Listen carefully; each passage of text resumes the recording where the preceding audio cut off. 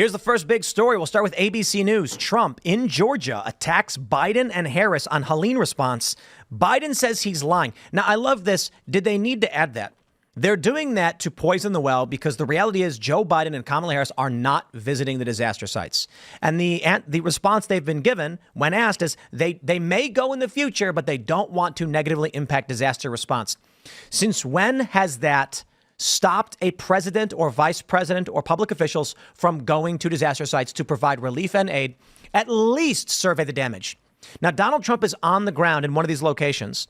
They say former President Trump spoke at a furniture store in Hurricane Helene ravaged Valdosta, Georgia on Monday, where he said the day wasn't about politics, only to use the moment to continue to slam Joe Biden and Kamala Harris for what he claimed was a poor response, saying, as you know, our country is in the final weeks of a hard-fought national election.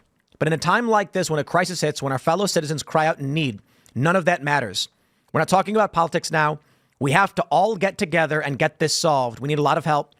They have to have a lot of help down here, Trump said.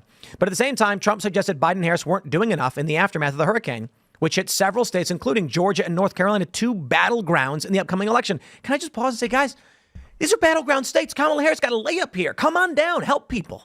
What's going on? Well, why don't they want individuals going there to help? Have you seen those tweets where they said to not go there and help people? Well, I understand that. Why, though? Because people need to understand what a disaster economy is. Okay. If you were to drive down to these areas, especially with all the power down, with major flooding, the roads are covered in mud. The floods just wipe out the roads and they leave mud and everything behind. Your vehicles can't get through.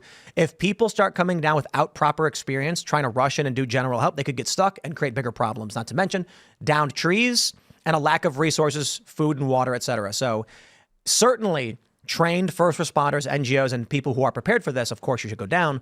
But I think that does make sense. That being said, Kamala Harris should absolutely be levying the weight of government and flying down to provide what relief they can in the immediate. We've seen this from most politicians throughout this country whenever something like this happens. Well, we've seen every politician in Ukraine, conservative and liberal, but I haven't seen any of these politicians in Georgia. Isn't that weird? Right. It's crazy. They're willing to go abroad, but they won't travel domestically. Is there a chance this is a huge miscalculation by the Harris campaign? What I mean by that is she had this event in Las Vegas. They're like, she is flying back to D.C. to get updates and briefings, kind of to me to message that she is already kind of acting as president, right? She's this national figure. She has to rush back to the White House to get federal information, whatever. But actually what people want is a candidate who goes to them when they are in a time of crisis. So to me, her campaign, I think probably she doesn't want to go, but they're trying to pass it off as like, well, she was urgently needed in D.C. because she's a very important part of this administration. Well, I mean, come on, let's be real, Hannah Claire. How would you feel? You get in a long plane ride, you land, you got to land outside, get in a helicopter, you're going to be dirty, you land, you're walking in mud wearing waders. And she has super expensive suits. I know, she can't just go to a disaster zone. What is she? Bear Grylls? She can't. She's Kamala Harris. We can't expect her to actually go down and look at the suffering and try and help. Well, do we think they want it to be a worse disaster so the climate change agenda is just, No, I think they've completely abandoned the climate change stuff. No, they care about that and abortion, Tim, are like their two favorite things. In the last debate, they barely brought up climate change at all. I guess you have. They had nothing to campaign on. But they love that. No. Look at Greta Thunberg. She's like, Israel is climate change now because climate change nobody cares about. Yeah, I don't. And now with Israel invading Lebanon, climate change is just gone. It's just over. But anyway, you were going to say something. I'm going to say, why does she have to spend days in Washington? Like she's on a plane, she gets Wi-Fi, super Air Force One. She can't do it in the air because she's got to wait until she gets to Washington, D.C. She couldn't have done it on her way there. Like, what's so big she can't do a phone call to someone?